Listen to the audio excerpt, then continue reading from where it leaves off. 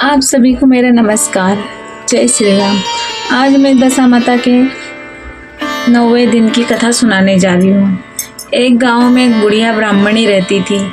वह बहुत गरीब थी। उसके एक बेटा था। एक दिन वह अपने बेटे से बोली, बेटा कुछ ऐसा काम करो जिससे 4 पैसे की आमदनी हो और हम दोनों का जीवन निर्वाह हो। अब मेरे तो बुढ़ापे के कारण हाथ पैरों ने जवाब दे दिया है। तब उसका लड़का गांव वालों के जानवर चराने लगा। एक दिन लड़का पशुओं को पानी पिलाने नदी पर ले गया। वहाँ पर महिलाएं स्नान करके दशा माता का डोरा ले रही थी। उनके पास एक डोरा बच गया था। उसमें से एक स्त्री ने कहा, इस लड़के से पूछो कि यह किसका है। तब एक स्त्री लड़के के पास जाकर पूछने लगी, तुम्हारे घर में कौन कौन है। लड़के ने बताया कि केवल मेरी बूढ़ी माँ है। स्त्रियों ने लड़के को एक डोरा देते हुए कहा कि तुम इसे ले जाकर अपनी माता को दे देना और कहना इसका पूजन और व्रत करें। हम तुम्हें सीधा और पूजा की सामग्री भी देते हैं, इसे भी अपने माता को दे देना। लड़के ने डोरा ले लिया। फिर सब स्त्रियों ने उसे सीधा भी दिया। लड़का उस सामान को लेकर घर आया। उसने दरवाजे से ही पुकारा, माँ को पुकार कर कहा, गठरी को उतार लो, मैं बोझ से दबा जा रहा हूँ। उसकी माँ बहुत प्रसन्न हुई। माँ ने बेटे से पूछा, यह सब कहाँ से लाया हो। लड़के की माँ को सब समाचार सुनाकर दशा माता का डोरा दे दिया।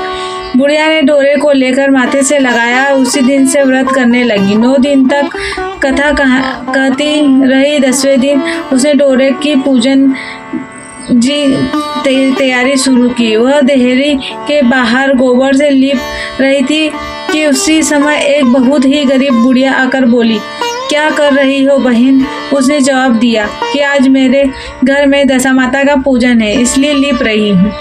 उस बुढ़िया रूपी दशा माता ने कहा कि मुझे बहुत प्यास लगी है, थोड़ा सा पानी पिला दे। इस पर लड़के की माता बोली, मैं तो इस मिट्टी के बर्तन से पीती हूँ पानी, मेरे यह लोटा लुटिया नहीं है, तुमको पानी किस में भर के दूँ। एक कटोरी ही है मेरे घर में, पता नहीं वह कहाँ पड़ी होगी। जरा तुम ठहरो, मैं कटोरी ले आऊँ, तब तुमको पानी पिलाऊंगी। बुढ़िया हाथ धोकर अंदर कटोरी लेने गई। इस बीच दशा माता, जिन्होंने बुढ़िया का रूप धारण कर रखा था, उसके मटके रखने की जगह पर एक सोने का घड़ा रखकर अंतर ध्यान हो गई। बुढ़िया कटोरी लेकर मटके के पास आई। वह सोने का घड़ा देखकर घबराई। वह मन में सोचने लगी कि मुझ पर बुढ़ापे में चोरी का नाम लगेगा, मैं चोर कहलाऊंगी। वह इस चिंता में दशा माता रूपी बुढ़िया को खोजने निकली। तब तक उनका लड़का भी घर आ गया। उसने माँ से पूछा, तुम किसे खोज रही हो। उसने बताया, अभी क्षीण अवस्था वाली बुढ़िया आई थी और यहाँ सोने का घड़ा रखकर न जाने कहाँ चली गई। लड़के ने बताया, वह तो दशा माता थी, उन्होंने तुमको यहाँ घड़ा दिया है। दोबारा फिर कभी वह आए तो उनके स्वागत में कोई कमी नहीं रखना और उनकी आज्ञा का पालन करना। जब तुम नदी पर नहाने जाओ तो तुम्हें नदी घाट पर जो भी चीज़ मिले उसको दशा माता का दिया हुआ प्रसाद समझकर ले लेना। किसी से यह पूछताछ मत करना यह किसकी है, यह कहाँ से आई है। बुढ़िया ने नदी में नहाकर बाहर निकली तो उसे सोने का घड़ा भरा दिखाई दिया और उसके पास ही अच्छे वस्त्र रखे थे। बुढ़िया ने कपड़ों को पहन लिया और घड़े को हाथ में लेकर चलने की तैयारी की कि 4 कहार एक डोली लेकर उसके पास आए। कहारों ने उसे डोली में बैठने को कहा। बुढ़िया जब घर पहुंची तो उसने देखा वहाँ तो एक आलीशान महल खड़ा है। बुढ़िया महल के अंदर चली गई। वहाँ उसने श्रद्धापूर्वक और भक्ति भाव से दशा माता के डोरे का पूजन किया और हाथ जोड़कर वरदान मांगा कि जिस प्रकार तुमने मुझे संपत्ति दी है उसी प्रकार मेरे घर में एक सुशील बहू आ जाए, तभी यह शोभा देगा। कुछ दिनों बाद लड़के का विवाह हो गया। वह सुंदर सुशील बहुत बुढ़िया के घर आ गई। बुढ़िया ने दोबारा दशामाता से वर मांगा, जैसे ही मेरे बेटे बहुत सुशील और सज्जन है, उसी प्रकार एक पौत्र पाऊं।